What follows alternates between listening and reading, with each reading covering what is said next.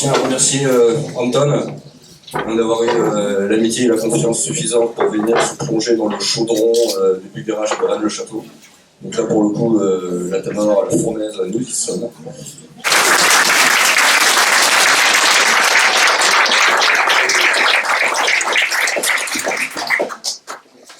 Alors, les Templiers en Égypte. Bah oui, parce que bon, ils ont passé du temps, les Templiers en Égypte. Hein.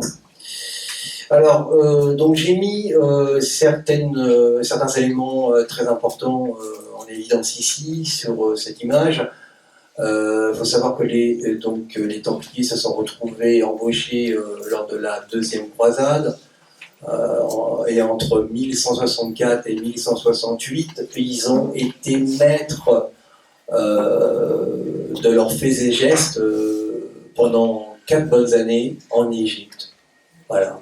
Ils ont passé autant de temps qu'ils voulaient, ils pouvaient évacuer aux occupations qu'ils voulaient. Voilà. On ne sait pas en fait concrètement ce qu'ils y ont fait, mais ils sont restés sur place pendant 4 ans et c'était très calme à cette époque.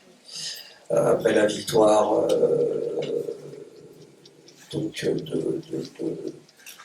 des Templiers et des Croisés. J'ai mis ensuite une autre date très importante qui est souvent oubliée. Il faut savoir que Saladin a été adoubé à l'ordre des Templiers à Alexandrie. Alors on sort un truc pareil aujourd'hui, c'est pas possible, tout le monde rigole.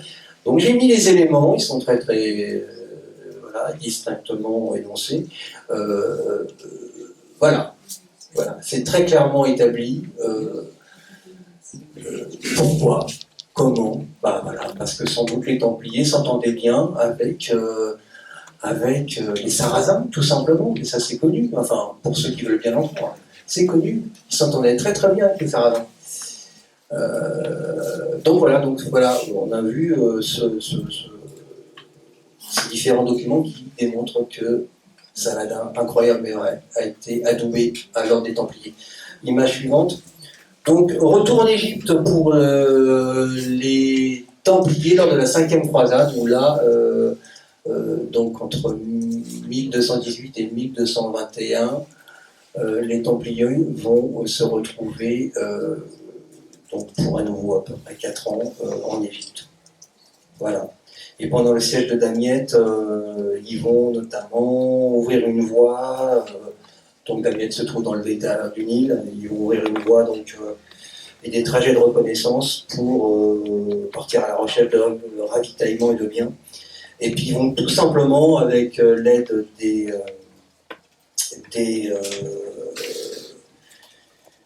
gens qui étaient un peu embarqués avec eux, hein. Il y avait aussi voilà, un détachement de 1000 hommes qui en fait sillonnent le delta du Nil pour piller les biens du nord du delta. Et ça va durer plus d'1 an et demi.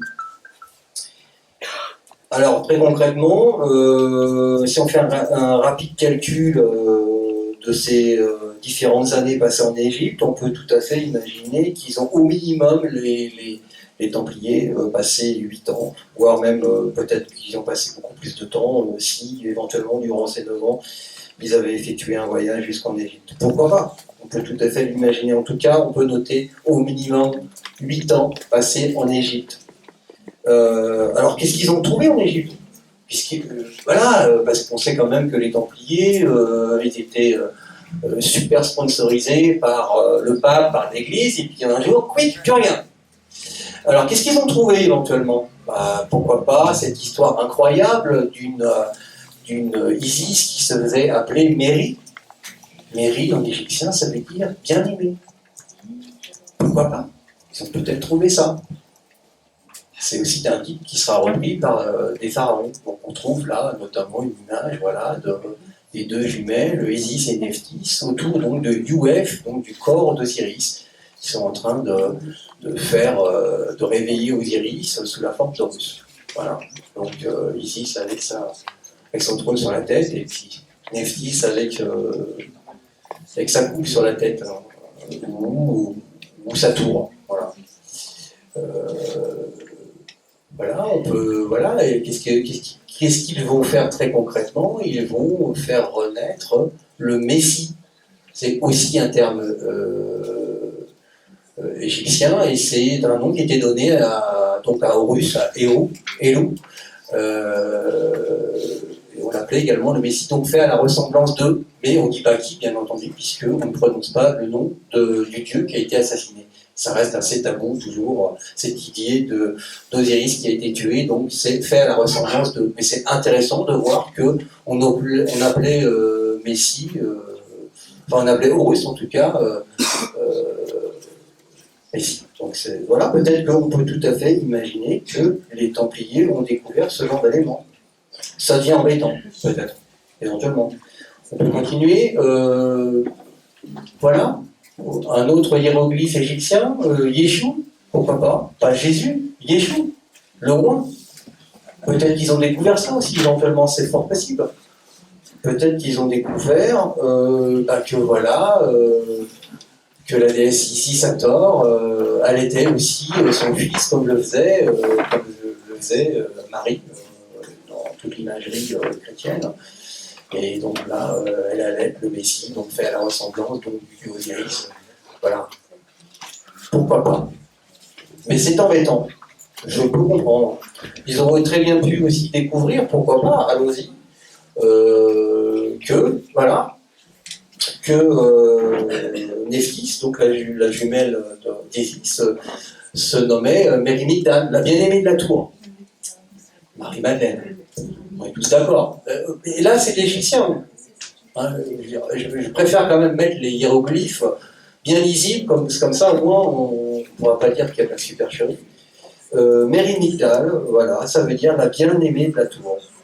Et effectivement, elle porte une tour sur la tête, ou une coupe, on le voit comme on veut. En fait, c'est la symbolique du temple avec une coupe sur la tête. Et ça forme effectivement aussi une tour. Voilà, une forteresse. Et elle-même est la maîtresse du temple. C'est comme ça qu'on l'appelle. Et pourquoi elle est la maîtresse du temple? Parce qu'elle est la maîtresse du temple d'Osiris. Parce qu'on sait que Néphthys était l'amante de la maîtresse d'Osiris. Et ensuite, quand Osiris va mourir et qu'il reviendra sous la forme d'Horus, elle deviendra à nouveau la maîtresse d'Horus, qui créera des problèmes, bien entendu, avec Isis. Voilà. Mais on retrouve cette idée de Marie-Madeleine quelque part. C'est un peu les mêmes attributs. Hein. Sur l'image juste en dessous, justement, voilà, là j'ai fait un gros plan de la fameuse coupe du signe de Néphthys que les Égyptiens, les anciens Égyptiens mettent sur la tête donc, de Néphthys, qui est composé donc du temple et de la coupe. Voilà. Donc ça peut former également un autel où on brûle le feu sacré. Voilà, j'ai une image à côté. C'est vrai que c'est du bon même esprit. Voilà, passons à l'image suivante. Alors, on va revenir un peu aux choses que l'on a trouvées au niveau du mont du Temple. On a trouvé dernièrement plusieurs choses, comme par exemple ce fragment de tablette d'argile en acadien, hein, de l'époque d'Akhenaton. Pourquoi Akhenaton? On en a parlé juste avant. Voilà. Donc on a trouvé ça dernièrement, je ne sais plus par contre quand c'était, mais c'était il y a vraiment pas longtemps. 2010. Voilà, c'est écrit en plus, voilà, 2010. Voilà. Donc dans le quartier de l'hôtel à Jérusalem. Donc ça serait un fragment donc d'une communication entre le chef judéen Adi Ebda et Akhenaton.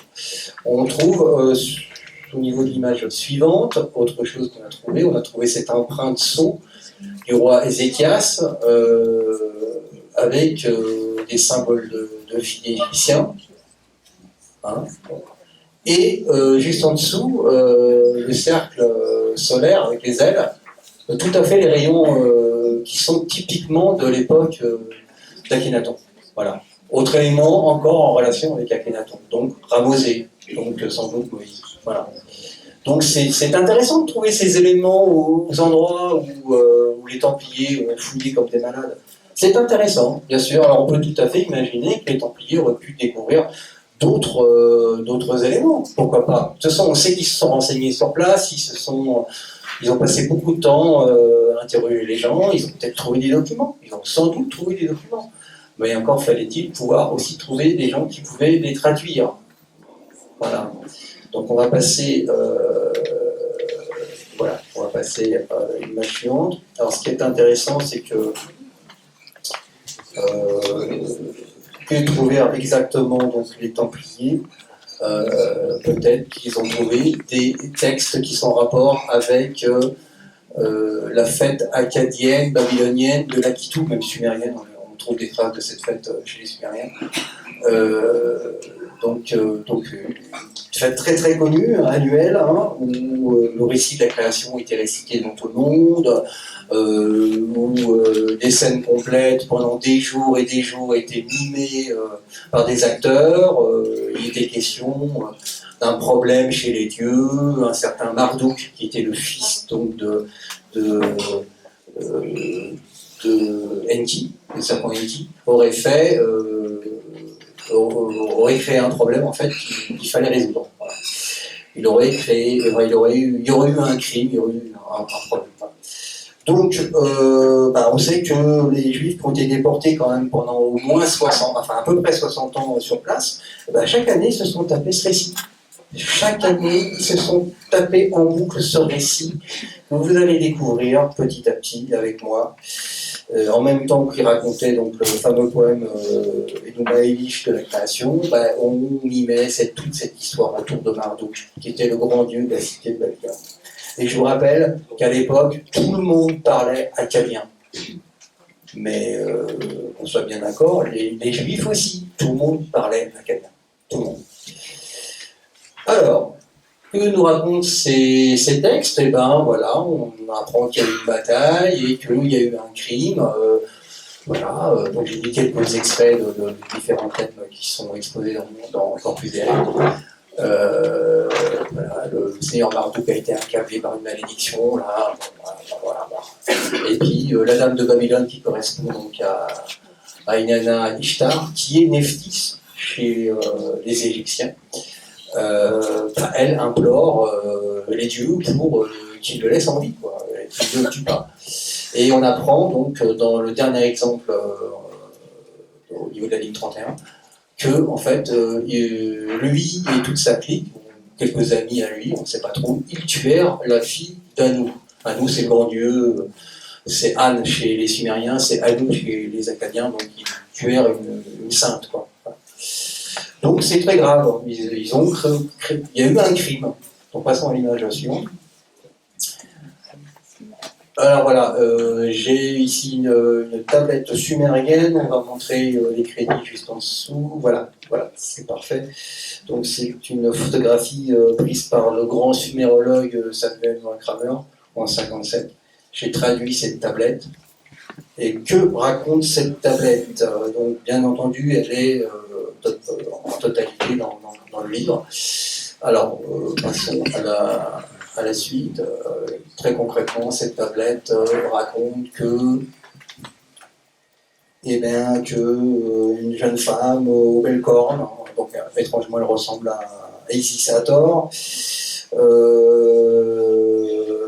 a reçu un faisceau de tempête à cause de l'oiseau, en fait à cause de son fils l'oiseau, voilà, qui a outrepassé son lit, donc son territoire, et elle a reçu un faisceau dans la tête, bizarre. Donc on passe à l'extrait suivant, où là on apprend que, non, on reste sur la même page, on apprend que la mère qui met au monde, donc en fait on imagine tout à fait, vu qu'elle a des cornes sur la tête, que c'est Isis, hein. Et celle qui apporte l'entendement, donc très concrètement, on lui a ôté la tête. Voilà, donc ça c'est dans l'extrait 3. Elle est tombée, la matrice de vie avait péri, elle était tombée dans sa sainteté, voilà. En fait, en gros, elle s'est pris une arme ou un faisceau dans la tête, décapitée. On trouve la même version juste après, dans l'image suivante, en Égypte, où là on apprend que Horus tua sa mère Isis lors d'un combat. Alors on ne sait pas si c'est un accident, on ne sait pas si c'est volontaire, aucun texte n'en parle très clairement, mais on peut tout à fait donc donc comparer les deux textes et voir très clairement qu'on raconte strictement la même histoire pour la version égyptienne et la version sumérienne. Et c'est intéressant de voir à la fin du passage sumérien que, alors ça c'est pas dans les extraits que j'ai lus, mais c'est dans le livre, que à ce moment-là on fait apparaît un rite très particulier pour essayer de faire revivre la fameuse prêtresse qui est morte, décapitée, et ce rite s'appelle Isis. Ça veut dire lamentation en fait, en sumérien. Donc c'est étonnant. Voilà, pourtant on n'est pas du tout en Égypte. Donc, alors, image suivante, alors fait caché bien entendu, parce qu'on ne va pas raconter à tue-tête dans tous les textes égyptiens, même mésopotamiens, que le fils d'une grande déesse aurait tué sa mère, quoi. C'est invraisemblable. Mais on trouve quand même trace de ça dans certains documents, notamment dans la vignette qui est là, où on voit donc Horus sous la forme d'Anti. Alors on le fait passer pour quelqu'un d'autre, bien sûr, parce que c'est pas possible qu'il ait fait ça. Anti veut dire en fait le griffu. Il faut savoir que Horus, quand il se battait, il avait des armes pas possibles au bout des mains et des espèces de griffes. Bon, c'était vraiment un guerrier sans pareil, donc voilà, on l'a appelé le griffu, là on l'a simplement montré avec une espèce de gros canif, mais bon, il tient la tête quand même de la déesse Hathor, donc Isis, Hathor, voilà. Et donc on voit dans le papyrus salier, là, un extrait qui quand même parle, mais très vite, hein, parce que, voilà, là, on va vite le dire, et puis surtout, on va pas trop étendre l'histoire, parce que je suis sûr que parmi vous, il y a beaucoup de gens qui ne savaient pas que Isis avait perdu la vie, la tête tranchée par son fils. C'est quand même quelque chose d'assez incroyable. Donc on trouve quelques éléments comme ça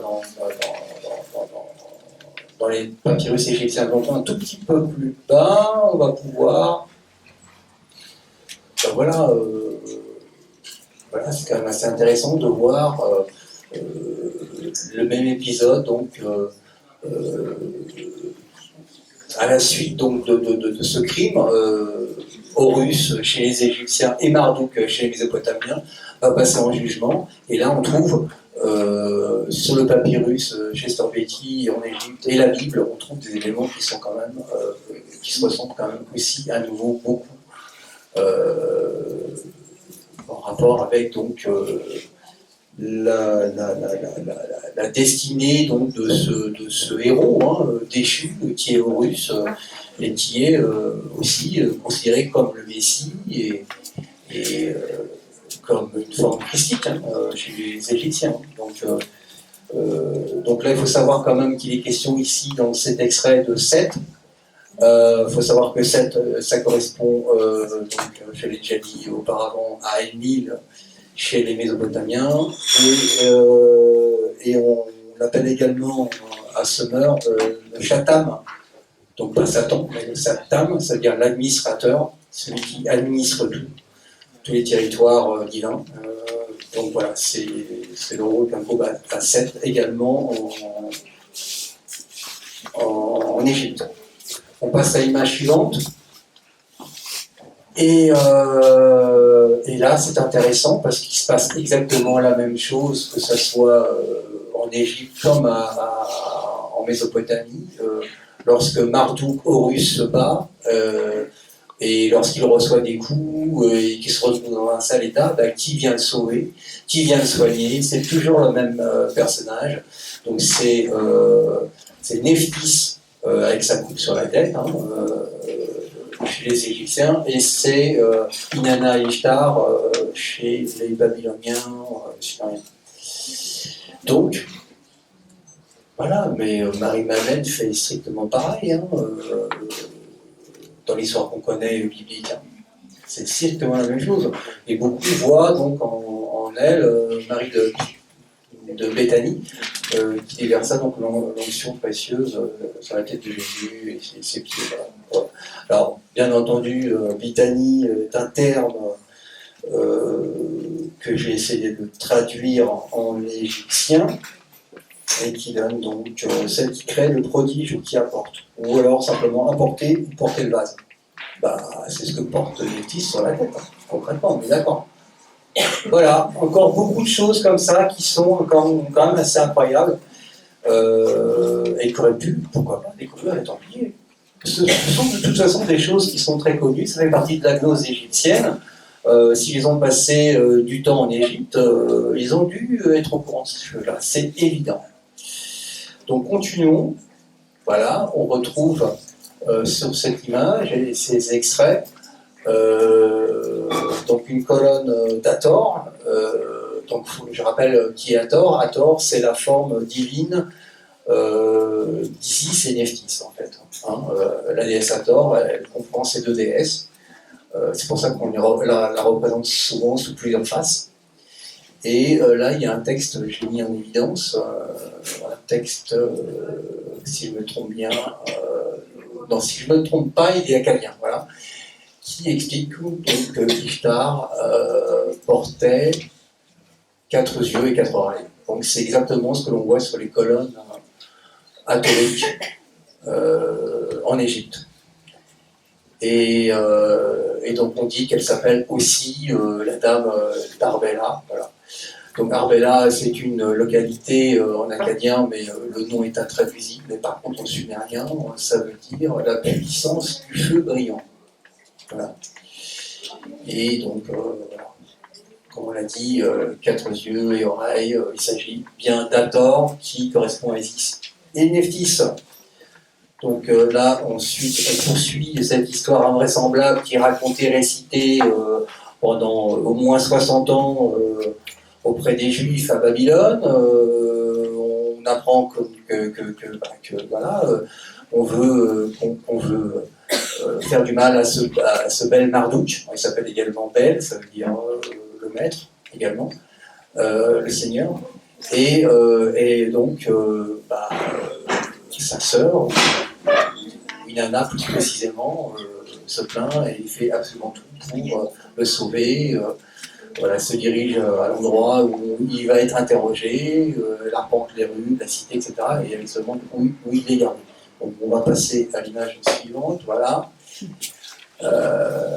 Et donc là, on raconte un peu toute l'histoire qui est racontée. Donc tout ça est mimé chaque année, je le rappelle, lors de cette fête de l'Akitou. Et donc Marduk est arrêté, il est interrogé par les prêtres, on l'accuse de blasphème. C'est exactement ce qui est raconté dans la Bible, chez Matthieu, Marc et Jean, Luc. Jésus est arrêté, interrogé par les prêtres, on l'accuse de blasphème. C'est très exactement la même chose.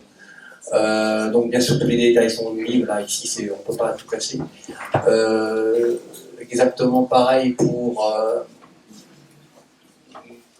un des participants qui aurait aidé Marduk à éventuellement tuer la femme divine qui est morte en fait, cette déesse.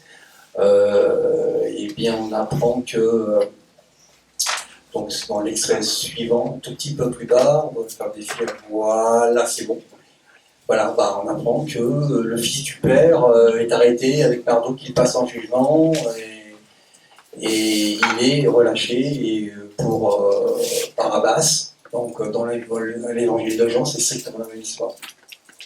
Il y a un des gars qui a participé, qui était auprès de Jésus, qui était considéré comme une bêtise, qui a été donc relâché. On retrouve la même idée chez les Mésopotamiens. Incroyable, mais ouais. Alors peut-être que les Templiers ont découvert ça aussi. On ne sait jamais. On va y arriver. On continue. Donc voilà, on continue cette histoire incroyable de toute cette histoire qui est donc mimée dans les rues de Babylone. Donc voilà, on envoie, on adresse une chaussure du bien-aimé de la dame de Babylone, donc à elle-même. On retrouve le même, un peu la même chose dans la Bible de Jérusalem, où on voit qu'ils prennent les vêtements de Jésus, et là ils enlèvent les vêtements de Marduk. Elle fixe le ciel, il prie, le soleil, voilà. Il se passe un peu la même chose lors de la crucifixion. pour Jésus et pour Marduk, c'est pareil, sauf que là il invoque la lune et le soleil, mais bon voilà. Les idées sont un peu les mêmes quand même, c'est assez frappant. Et puis pour le dernier passage, on voit que lors de l'interrogatoire, il est quand même frappé, Marduk, il reçoit des coups, et pour Jésus, dans les extraits qui sont évoqués, c'est strictement pareil une fois encore. On va passer à la suite. Alors après, voilà, donc là on est en pleine passion christique, on va dire, en Mésopotamie, et il y a 3 noms de déesses ou de femmes qui sont indiquées donc auprès de Bel-Marduk et qui se lamentent auprès de lui, et c'est strictement la même chose, par exemple dans l'évangile de Matthieu, où apparaissent 3 femmes auprès de Jésus. Dans l'extrait suivant que j'ai placé, j'ai simplement placé cet extrait pour qu'on voit bien qu'en fait il est indiqué, l'hymne s'appelle Ishtar Liber Marduk quand même, et il est indiqué donc que Marduk est brûlant, il est renversé, ses pieds sont broyés, ses mains tremblent, sa poitrine est meurtrie, il a le souffle court, son humeur sombre, sa vitalité lui a été enlevée, ses oreilles sont affaiblies. Voilà, donc très concrètement, on comprend bien qu'il connaît une passion christique. Donc, alors voilà, c'est un peu la même histoire que pour la Bible. J'ai mis dans les 2 extraits qui suivent, qu'on peut mettre aussi en tant qu'en parallèle avec la Bible, que c'est Mérinital, donc Nephthys, qui ressuscite et libère Marduk, le 3e jour après son ensevelissement, et pour la Bible, on connaît l'histoire qui s'est passée ces 15 jours. Donc là, voilà, en fait, la mise au tombeau de Marduk se fait le 5e jour de la Kippur, et sa résurrection intervient le 8e jour, donc ça fait bien 3 jours d'intervalle, comme dans la Bible. Voilà. Donc c'est un peu la même histoire, une fois de plus. Hein. C'est la même histoire. Alors je suis étonné d'avoir tenu jusqu'ici parce que j'ai pris un gros coup de froid dernièrement avec la climatisation de ma voiture. Et je sens que la voix elle tombe un peu, mais rassurez-vous, on arrive doucement à la fin et vous allez comprendre pourquoi on a passé autant de temps sur tout ce thème. Je vais faire un petit coup.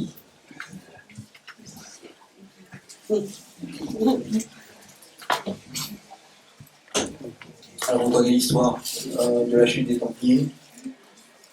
Je ne vais pas trop m'étendre là-dessus. On sait que le vendredi 13 octobre 1307, à l'aube, près de 2000 individus sont arrêtés en France, parmi eux donc des chevaliers, des serviteurs, des travailleurs agricoles, et particulièrement justement beaucoup de personnes dans cette dernière catégorie, donc des personnes qui étaient non initiées au mystère.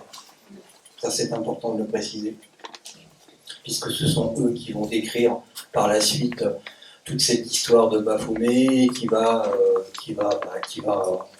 en gros engendrer beaucoup de problèmes et puis qui va faire que l'histoire du temple va être définitivement clôturée. Donc, alors c'est intéressant de noter que justement, voilà, il y a eu donc pas mal d'interrogatoires. On sait qu'on voulait absolument savoir qu'est-ce qui se cachait derrière l'ordre du temple, pourquoi ils étaient si riches. Alors ça c'est un autre problème dont je ne parle pas du tout et qui ne m'intéresse pas du tout dans mon ouvrage. Je pense qu'il y a des personnes qui sont suffisamment mieux au fait que moi sur ce thème. En tout cas, moi ce qui m'intéressait c'était justement cette histoire de Baphomet.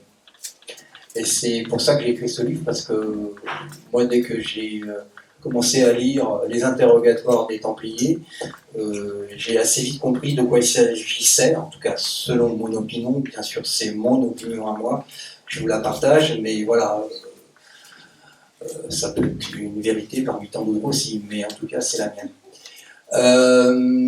Donc très concrètement, il va être question assez rapidement donc d'un Baphomet, d'un espèce de talisman ou d'une statuette qui va être donc régulièrement décrite par les gens qui finalement ne sont pas trop au courant des mystères qui se racontaient un peu auprès des hauts initiés templiers, mais bon, voilà, de loin, ils ont vu certaines choses, et à travers donc, ce qu'ils ont pu voir, on a essayé de comprendre de quoi il s'agissait. Alors donc, quel pouvait être ce fameux Baphomet? C'était une telle païenne entre les mains des hauts dignitaires templiers. Donc, selon moi, il y a un seul objet qui peut prendre donc l'aspect de ce Baphomet, c'est en fait la déesse Bat, qui concrètement en fait est c'est une image divine et protectrice d'Hathor. Voilà, tout simplement. Donc j'ai mis le hiéroglyphe de Bat ici. Voilà, nous allons y aller tout doucement. Il est quand même important de noter entre parenthèses par contre que Bat est quand même la déesse vache, divinité principale donc de la région de Haute-Égypte qui se trouve entre Dendera et Abydos et donc précisément à Nagamadi. Nagamadi qui est l'endroit où nous avons retrouvé pratiquement tous les textes gnostiques d'Égypte. C'est quand même assez incroyable comme par les plus grands enchantements, que Bat se trouve ici et qu'elle soit la déesse qui régit cet endroit. Voilà. Donc, poursuivons. Donc voilà, par exemple, une amulette de Bat. Intéressant. Est-ce que, éventuellement, ça ne pourrait pas correspondre très vaguement au Baphomet? Pourquoi pas? Pourquoi pas? Hein? Voilà. Là, on a une autre forme, mais là, c'est un miroir, et il faut savoir que les miroirs permettaient de repousser le mal également en Égypte. Donc pourquoi pas, là aussi, cet aspect-là, Bat, sous sa forme de statuette ou de talisman, de repousser le mal. Voilà. Alors concrètement, Bat veut dire esprit féminin. Esprit féminin. Bon, esprit féminin, Saint-Esprit. Wow. Est-ce qu'on ne tiendrait pas un truc là, éventuellement, hein, je dis ça, je dis rien. Esprit féminin, voilà, Bat, superbe. Voilà, donc il est question donc, de la grande déesse, où on a trouvé les textes gnostiques d'Égypte, c'est fantastique. Donc en fait, toute la gnose, toute la connaissance cachée, c'est ça, hein, ça veut dire concrètement. La gnose, c'est la connaissance cachée d'Égypte, donc celle qui découlait des dieux égyptiens, et notamment ensuite retranscrite par Thoth. Donc on retrouve sur ce vase très intéressant, on retrouve Bat, voilà, en haut. Elle est là.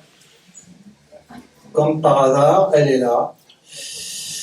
On peut tout à fait imaginer que les Templiers, s'ils avaient adopté cette image, pourquoi pas, souhaitaient garder un contact intime avec la Vierge des origines. Pour Saint Bernard, il s'agit du Saint-Esprit, mais pour les Templiers qui ont passé tellement de temps en Orient, au bout d'un moment, peut-être qu'ils leur ont dit non, c'est pas Saint-Esprit, non, c'est elle, là, c'est l'esprit féminin. C'est le Saint-Esprit, oui, mais sous la version orientale. Peut-être que c'est ça qui s'est passé, va-t-on savoir. Donc, oui, voilà, on voit bien donc Bat sous les deux formes, donc elle est en deux parties en haut, donc sous sa forme donc de Méry, de Migdal, donc d'Isis et de Néphthys. Voilà. Donc on a trouvé, il s'agit ici de la palette de Narmer, qui a donc trouvé donc dans Narmer, c'est un des tout premiers rois d'Égypte antique, et on retrouve bien ce double aspect sur cette palette. Voilà. On va avoir d'autres exemples. Là, on trouve ici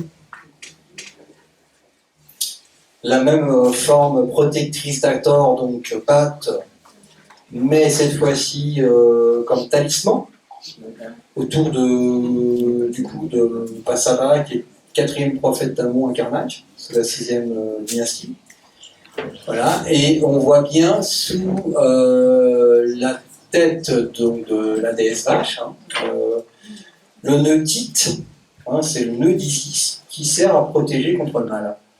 Alors, je ne sais pas si vous vous souvenez, pour ceux qui s'intéressent à l'histoire des Templiers et au procès, etc., on disait souvent que le Baphomet, il avait même une barbe.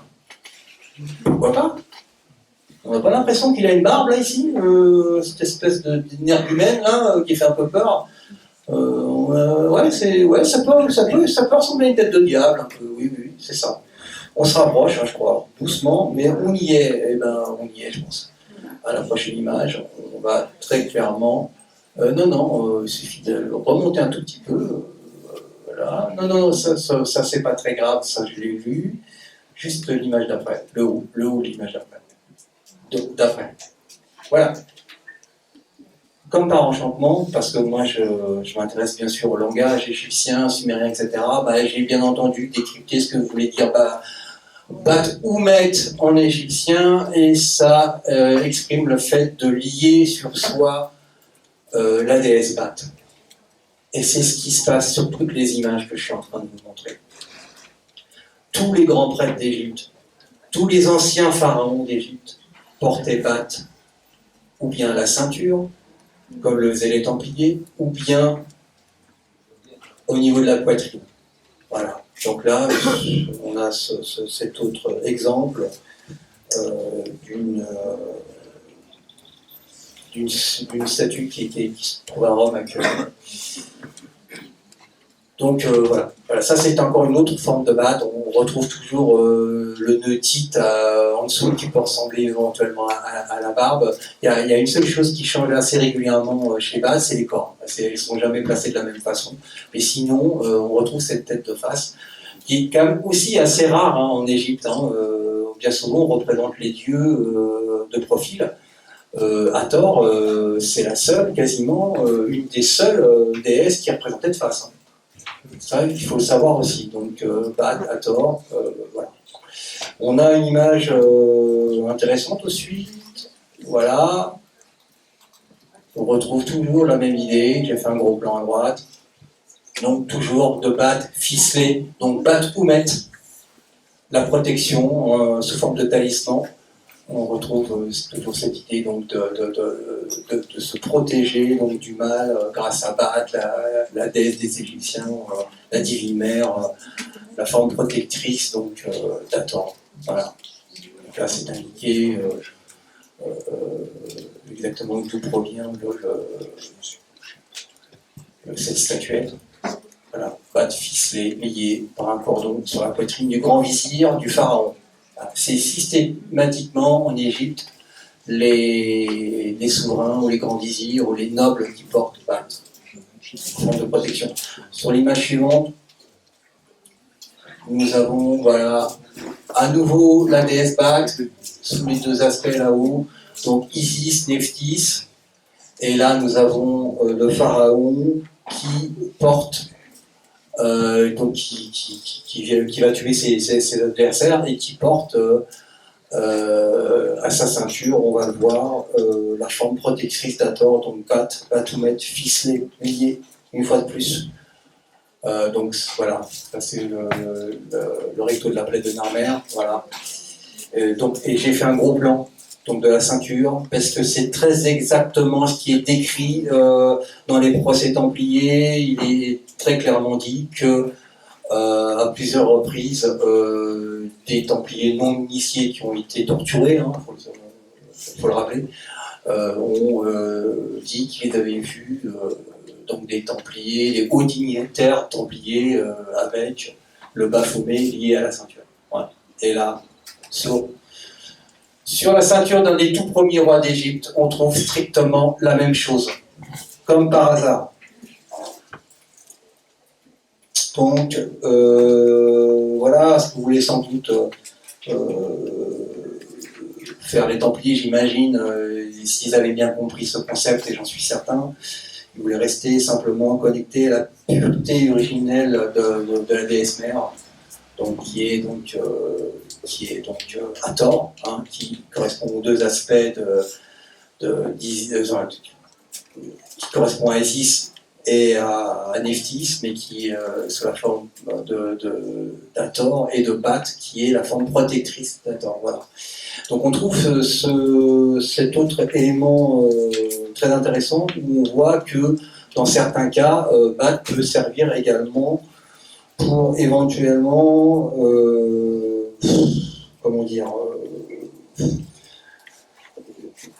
reconnecter les deux formes opposées, le bien et le mal, si on peut dire. Voilà. Donc on le voit, voilà. Pour rééquilibrer les énergies, ce genre de choses, on trouve le concept de Bat, la seule divinité apte à équilibrer les forces opposées. Voilà. Ou repousser le mal, tout simplement, ce qui est le cas sur les ceintures ou les talismans des nobles. On poursuit. On retrouve Bat ici également sur une statuette. Si je ne me trompe pas, elle provient de Karnak, Saqqara, pardon. Voilà. Donc on a trouvé les fameux textes des pyramides. Donc voilà, juste à côté, voilà, on retrouve donc Bat une fois de plus avec des cordelettes. Hein, on voit bien sur l'image. Sur le noble, bon là il a perdu sa tête entre-temps le groupe, mais voilà, on voit bien que c'est systématiquement présent chez les nobles. Et elle est tout le temps reliée avec des cordelettes. Voilà. Et je vous propose cette dernière image, voilà, où on la voit tout à fait en haut, à droite. Hathor, par contre, se trouve à gauche. Voilà, et au milieu se trouve le pharaon de la 4e dynastie. Voilà. Et si on fait un gros plan, on retrouve toujours cette idée de Bat, avec éventuellement cette barbe, ses cornes, voilà. Si le Baphomet pouvait vraiment ressembler à ça, bah oui, pour moi, c'est une représentation du Baphomet. Pour moi, c'est très très clair.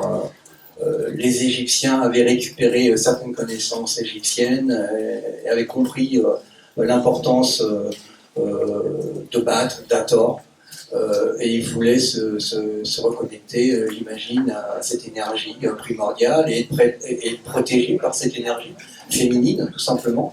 Donc le Saint-Esprit des origines, celui qu'on trouve dans la gnose égyptienne, voilà. Et ils se sont intéressés à ça et on a mal compris leur message, on n'a pas pris le temps d'en savoir davantage et on les a sacrifiés, les Templiers, parce qu'ils se sont trop intéressés aux anciennes traditions et notamment à l'Égypte. Sans compter bien sûr toute cette histoire éventuelle qu'ils auraient pu découvrir à travers la crucifixion, la passion et la crucifixion du Fils de Dieu sous la forme de Marduk en Mésopotamie et Horus en Égypte. Ce qui a dû poser aussi pas mal de problèmes, j'imagine, quand ils ont dû discuter de ça avec le pape, qui a essayé de découvrir, paraît-il, jusqu'au bout, mais bon, Philippe le Bel était tellement enragé pour des raisons personnelles, puisque je crois savoir qu'il n'avait jamais réussi à rentrer dans l'ordre du temple, voilà. Je pense qu'il avait fait une affaire personnelle de cette histoire-là, donc voilà, on sait comment ça s'est fini. Mais je pense que on est en droit aujourd'hui à demander d'une certaine façon la réapplication des Templiers à travers donc, cette nouvelle vérité. C'est important de le noter, et voilà, donc, comme je le note à la fin de mon livre, honte à l'Inquisition et honte à Philippe le Bel, qui n'ont pas pris le temps de se poser plus de questions. Voilà, je pense que nous avons fait le tour du problème du Baphomet, qui était aussi le sujet principal, bien entendu, et qui a dirigé mes travaux et cette enquête digne un peu de Sherlock Holmes, qui m'a pris pas mal d'années. Et voilà, j'ai été content de vous transmettre ces informations pour la première fois en direct en tout cas. J'ai pas trop l'habitude de faire des conférences, donc j'espère que je n'ai pas été trop long. Et merci à vous, merci encore.